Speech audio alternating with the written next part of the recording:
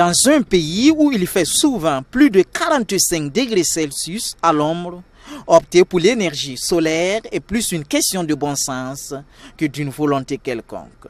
Et ce n'est pas à l'État burkinabé qu'il faut le dire, lui qui a fait de l'énergie solaire sa priorité. En novembre 2017, il inaugurait la centrale solaire de Zaktouli d'une capacité de 33 MW en banlieue ouagalaise. Le gouvernement annonce également la construction de 8 autres centrales solaires de 100 MW les mois à venir. Des engagements forts appréciables, seulement qu'en matière d'énergie solaire, la spéculation a précédé le pas à la réglementation sur le terrain. À Ouagadougou, comme dans plusieurs villes du pays, les panneaux solaires pullulent à tout coin de rue. Le vrai ne se distingue plus de l'ivraie. Nous appelons ce panneau solaire mono. Il est plus efficace que celui-ci que nous appelons poly. Bon, bien vrai que le marché est un peu inondé, mais bon, ça tout dépend de la qualité aussi de la plaque parce que le client, il faut qu'il soit satisfait. Voilà, donc voilà pourquoi les prix varient. Peut-être vous allez trouver sur le marché des plaques qui coûtent moins cher, mais bon, chacun connaît le produit qui va. Non, je pense que ça va aller.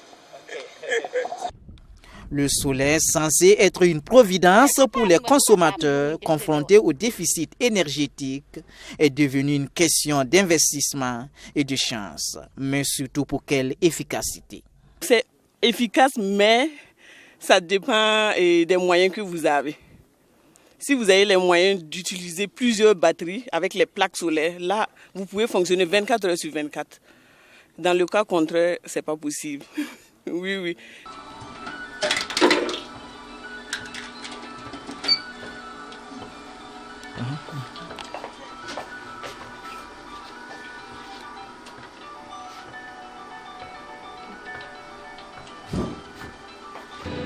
Quand ça allume comme ça, c'est un truc de 10 minutes. 10 minutes. Voilà. 10 minutes, ça coupe. C'est un truc de 10 minutes. Ça va couper. Donc, ça commence à créer. Ça va même pas atteindre les 10 minutes. Mon première installation, ça m'a coûté près de 700 000. Mon installation. Et on m'a dit que non, c'est un truc de 25 ans. Mais je me suis retrouvé avec 2 ans.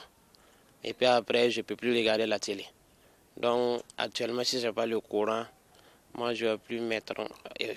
Non, je suis décidé. Oui.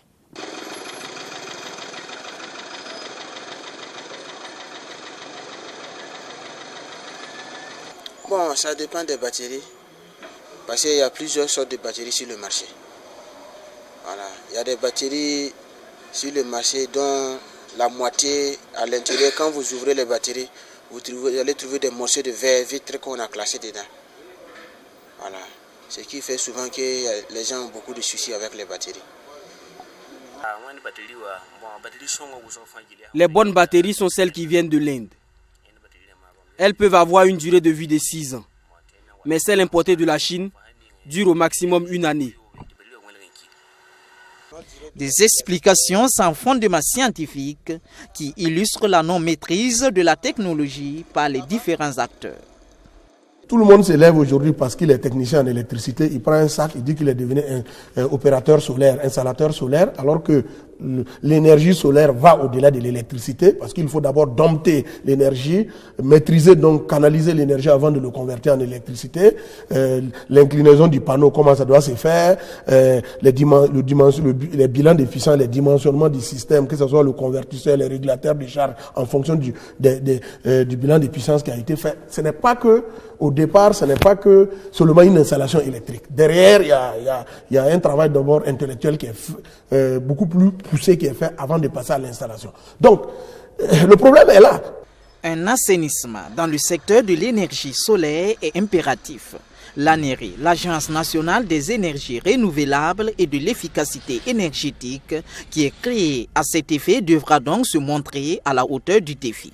Mais il s'agit justement d'un acteur qui va aider aux côtés de toutes les autres institutions qui agissent dans la normalisation et dans la qualité, à pouvoir aider l'État à dire X et Y sont habilités à faire une installation solaire parce qu'ils ont les compétences, ils ont été formés. Voilà ce que le ministère de l'Énergie les a délivrés qui le prouve. Au moins avec la création de l'agence, serait-ce que la création de l'agence aujourd'hui, si quelqu'un veut faire une installation solaire, le premier réflexe c'est d'aller chercher à avoir l'agence qui peut au moins le guider pour aller vers peut-être une entreprise qui est une entreprise sérieuse qui peut lui donner du matériel de qualité. Donc la différence entre ce qui va se passer avant, c'est ça. Des réglementations à vite mettre en œuvre pour lever les sentiments de suspicion et d'hésitation des consommateurs à se lancer dans la transition énergétique au Burkina Faso.